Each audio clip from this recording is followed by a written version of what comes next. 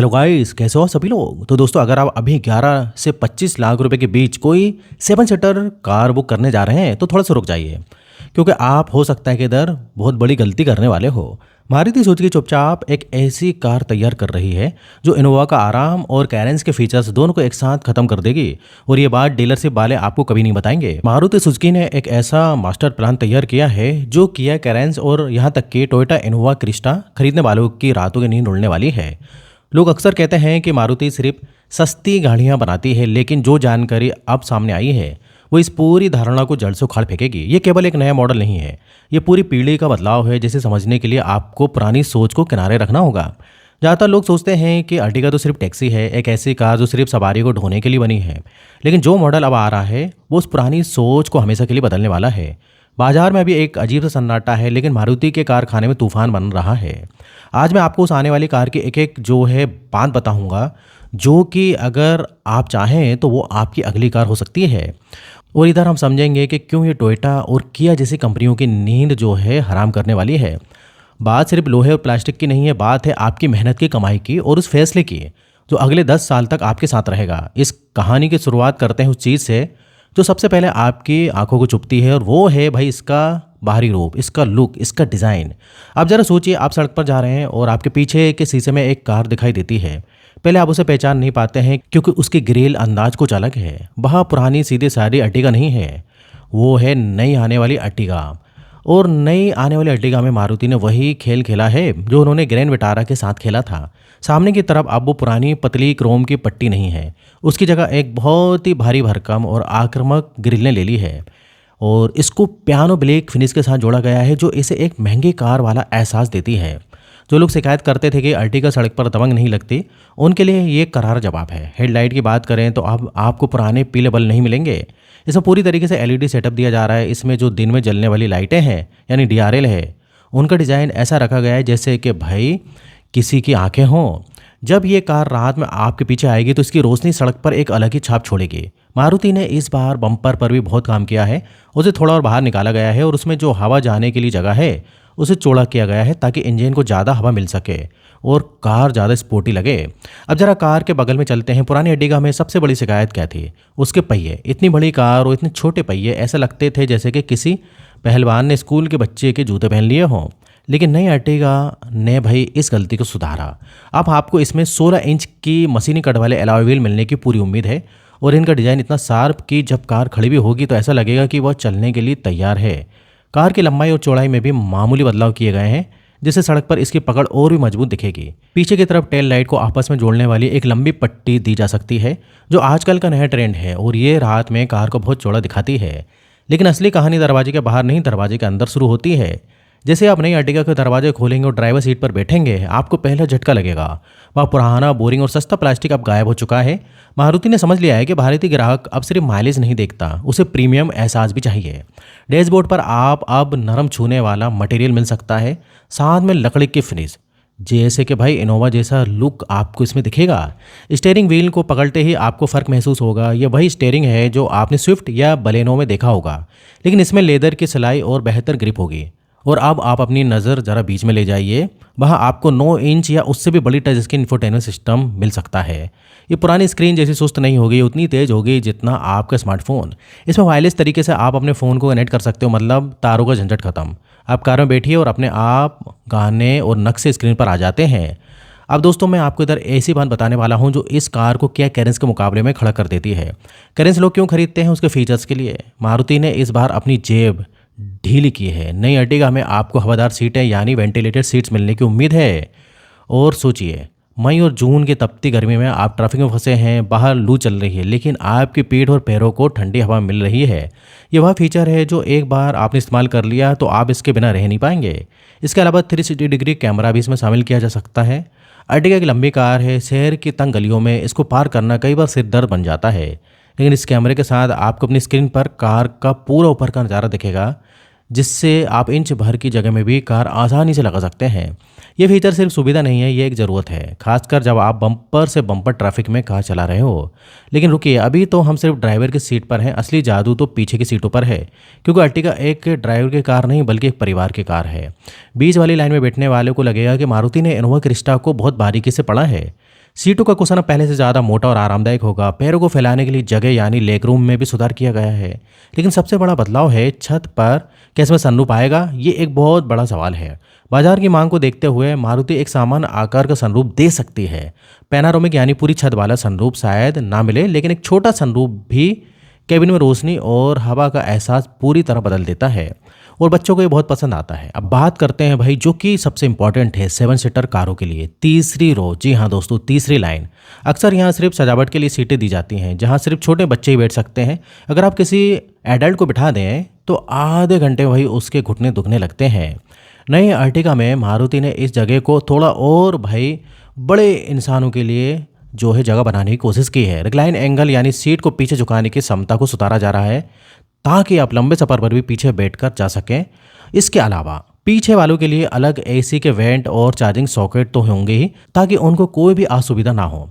अब उस मुद्दे पर आते हैं जो मारुति की गाड़ियों की जान होती है और वो है इसका इंजन। यह मारुति एक बहुत बड़ा खेल खेल सकती है। अभी जो 1500 सीसी का पेट्रोल इंजन आता है वो बहुत ही भरोसेमंद है, लेकिन अब जमाना हाइब्रिड का है। टोयोटा के साथ अपनी साझेदारी का फायदा उठाते हुए मारुति इसमें स्ट्रॉन्ग हाइब्रिड तकनीक ला सकती है। अगर ऐसा हुआ तो ये गेम चेंजर होगा। जरा सोचिए, एक 7 सीटों वाली भारी भरकम कार जो शहर के ट्रैफिक में 25 से 30 किलोमीटर प्रति लीटर का माइलेज दे रही हो। ये सुनने में किसी सपने जैसा लगता है, लेकिन ग्रैंड विटारा में ये सच हो चुका है और अर्टिगा में भी ये हो सकता है। ये हाइब्रिड सिस्टम काम कैसे करता है? जब आप ट्रैफिक में होते हैं या फिर धीमे गति पे चल रहे होते हैं तो कार पूरी तरह से बैटरी पर चलती है।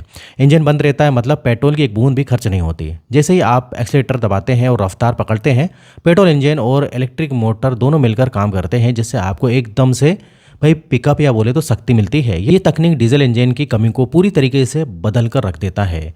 लोग इनोवा और दूसरी बड़ी गाड़ियाँ डीजल के लिए लेते थे ताकि खर्चा कम हो, लेकिन अगर पेट्रोल में ही आपको 30 का माइलेज मिल जाए तो फिर डीजल की खटपट और प्रदूषण की क्या ज़रूरत।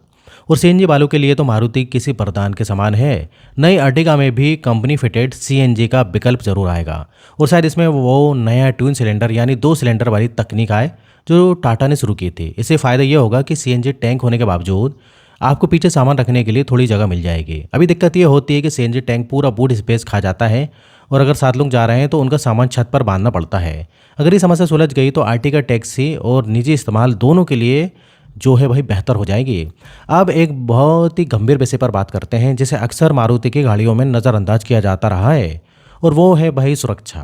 पुराने समय में लोग कहते थे कि मारुति की गाड़ियाँ टीन के डिब्बे जैसी होती हैं, लेकिन अब सरकार के नियम सख्त हो गए हैं और ग्राहक भी जागरूक हो गए हैं। नई अर्टिगा में 6 एयरबैग हर मॉडल में, चाहे बेस मॉडल हो या टॉप मॉडल, स्टैंडर्ड मिलने की उम्मीद है। इसके अलावा ईएसपी यानी electronic stability programme, hill hold assist जैसे फीचर्स भी होंगे। लेकिन जो सबसे बड़ी खबर उड़ते उड़ते आ रही है वो है एडास यानी एडवांस ड्राइवर असिस्टेंस सिस्टम। अगर मारुति ने इस एडास का लेवल 1 या लेवल 2 भी दे दिया तो ये सीधे तौर पर इनोवा, हाई क्रॉस और एक्सयूवी साहसों के क्षेत्र में घुसपैठ कर देगी। एडास में कार अपने आप ब्रेक लगाती है, अगर सामने कोई आ जाए लाइन से बाहर जाने पर आपको चेतावनी देती है और क्रूज कंट्रोल में सामने वाली कार के हिसाब से अपनी रफ्तार कम या ज़्यादा करती है। लंबी दूरी की यात्राओं के लिए ये फीचर वरदान है। ये ना सिर्फ थकान कम करता है बल्कि जान भी बचाता है। हालांकि कीमत को काबू में रखने के लिए हो सकता है कि ये फीचर सिर्फ सबसे ऊपर वाले मॉडल में ही मिले। अब सवाल ये आता है कि ये कार सड़क पर चलेगी कैसे? सस्पेंशन यानी झटकों को सोखने की क्षमता। अब देखिए, पुरानी अर्टिगा में शिकायत थी कि जब कार पूरी भरी होती थी तो वो पीछे से बहुत ज़्यादा दब जाती थी और स्पीड ब्रेकर पर नीचे लग जाती थी। नई चेसिस और बेहतर सस्पेंशन ट्यूनिंग के साथ इन समस्याओं को भी दूर किया जा सकता है। कार को थोड़ा सख्त बनाया जाएगा ताकि हाईवे पर तेज़ रफ्तार में ये डोले नहीं और एक आत्मविश्वास के साथ सड़क पर चिपकी रहे। स्टीयरिंग का फीडबैक भी सुधारा जाएगा ताकि ड्राइवर को पता चले कि टायर ठीक किस दिशा में है, जो कि ड्राइविंग के शौकीनों के लिए एक अच्छी खबर है। अब कहानी के उस मोड़ पर आते हैं जहां हमें अपनी विरोधियों को देखना होगा। किया कैरेंस एक बहुत ही शानदार कार है, इसमें कोई शक नहीं। उसके फीचर्स, उसका डिज़ाइन बहुत आधुनिक है, लेकिन कैरेंस के साथ समस्या ये है कि उसका टॉप मॉडल बहुत महंगा हो जाता है और उसका माइलेज खासकर पेट्रोल टर्बो इंजन में जेब पर भारी पड़ता है। दूसरी तरफ है इनोवा क्रिस्टा और हाई क्रॉस। इनोवा की तो बात ही अलग है, वो एक ब्रांड है, लेकिन इनोवा की कीमत अब आसमान छू रही है। एक आम मध्यम वर्गीय परिवार के लिए 30 लाख रुपए, 25 से 30 लाख रुपए खर्च करना अब आसान नहीं है। अब भाई इधर ही नई अर्टिगा अपना ब्रह्मास्त्र चलाती है, वो है कीमत और मूल्य का संतुलन। मारुति की रणनीति हमेशा से यही रही है कि वो आपको 80% इनोवा का मजा 50% कीमत में दे दे। नई अर्टिगा की कीमत में थोड़ी बढ़ोतरी तो जरूर होगी क्योंकि नए फीचर्स और तकनीक मुफ्त में नहीं आती, लेकिन फिर भी ये अपने प्रतिद्वंदियों से लाखों रुपए सस्ती होगी। सोचिए, अगर आपको 15-16 लाख रुपए में एक ऐसी कार मिल जाए जिसमें सनरूफ हो, 6 एयरबैग हो, हाइब्रिड जैसा माइलेज हो, एक अच्छा म्यूजिक सिस्टम हो और 7 लोग आराम से बैठ सकें, तो आप 25 लाख वाली कार की तरफ क्यों देखेंगे? यही वही सवाल है जो किया और टोयोटा के अधिकारियों को रात में सोने नहीं दे रहा। टोयोटा ने तो खुद अपनी रूमियोन उतार दी है, जो असल में अर्टिगा ही है। ये साबित करता है कि वे भी अर्टिगा के लोहे को मानते हैं, लेकिन ये सब इतना भी सुनहरा नहीं है। कुछ चुनौतियां भी हैं। मारुति की गाड़ियों में अक्सर देखा गया है कि कुछ समय बाद प्लास्टिक की आवाज़ें आने लगती हैं। क्या नई अर्टिगा में ये सुधरेगा? दूसरी बात है सर्विस सेंटर की भीड़। मारुति की इतनी गाड़ियाँ बिकती हैं कि सर्विस सेंटर पर हमेशा मेला लगा रहता है। और एक और महत्वपूर्ण पहलू है इंजन की ताकत। जब कार में 7 हट्टे कट्टे लोग बैठते हों और छत पे सामान लदा हो और आपको किसी पहाड़ी रास्ते पर चढ़ना हो, तब क्या हाइब्रिड इंजन या 1500 सीसी का इंजन दम तो नहीं तोड़ेगा? इनोवा के पास ये बड़ा इंजन है, उसका ये फ़ायदा उसको मिलता है। उसके पास टॉर्क ज़्यादा है। अर्टिगा को यहाँ स्मार्ट गियरबॉक्स और हाइब्रिड की इलेक्ट्रिक मोटर की तुरंत मिलने वाली शक्ति पर निर्भर रहना होगा। अगर मारुति ने इस शक्ति के वितरण को सही से ट्यून नहीं किया तो पहाड़ों पर यह कार निराश कर सकती है। इसलिए मैंने शुरुआत में कहा था कि ये कार सिर्फ शहर और हाईवे के लिए बेहतरीन हो सकती है, लेकिन ऑफ रोडिंग या बहुत खड़ी चढ़ाई के लिए आपको टेस्ट ड्राइव लेकर ही फैसला करना चाहिए। अब आप भाई पूछेंगे कि ये कार कब आ रही है और क्या आपको इसका इंतज़ार करना चाहिए? तो असली जवाब ये है। तो दोस्तों, मारुति सुजुकी कभी भी अपनी तारीखें पहले से ढिंढोरा पीट कर नहीं बताती, लेकिन जिस तरीके से टेस्ट वाली गाड़ियाँ, मतलब परीक्षण वाली गाड़ियाँ सड़कों पर दिख रही हैं और जिस तरह से बाजार में दबाव बढ़ रहा है, पूरी उम्मीद है कि अगले कुछ महीनों में, शायद त्योहारों के सीजन के आसपास, ये लॉन्च हो सकती है। अगर आप अभी कोई दूसरी कार बुक कर रहे हैं और आपको कार की बहुत ज़्यादा जल्दी नहीं है, तो मेरा सुझाव है कि थोड़ा इंतज़ार कर लीजिए। क्योंकि अगर आपने अभी पुरानी तकनीक वाली या कम माइलेज वाली कार ले ली और 2 महीने बाद ये नई अर्टिगा आ गई जिसमें 2 गुना माइलेज और बेहतर फीचर्स हैं, तो आपको पछतावा बहुत भारी पड़ेगा। ये एक नई कार नहीं, ये एक सेगमेंट का एक ट्रिब्यूट है। मारुति सुजुकी अपनी इस नई पेशकश के साथ ये साबित करना चाहती है कि वो सिर्फ सस्ती गाड़ियाँ बनाने वाली कंपनी नहीं है, बल्कि वो तकनीक और सुविधाओं में भी किसी से पीछे नहीं है। तो दोस्तों, निष्कर्ष क्या निकलता है? नई अर्टिगा सिर्फ एक फेसलिफ्ट या थोड़ा सा मेकअप किया हुआ मॉडल नहीं होगा। ये अंदर से बाहर तक बदली हुई एक नई मशीन होगी। इसमें हाइब्रिड की ताकत, एडास की सुरक्षा और मारुति की प्रीमियम फिनिश का संगम होगा। ये उन परिवारों के लिए है जो अपनी हर यात्रा को यादगार बनाना चाहते हैं, बिना अपनी बैंक बैलेंस को खाली किए।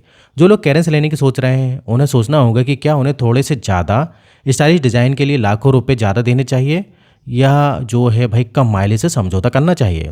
जो लोग इनोवा का सपना देख रहे हैं लेकिन बजट कम है, उनके लिए ये कार एक वरदान बनकर आ रही है। ये वह पुल है जो आपकी ज़रूरत और आपके बजट को जोड़ता है।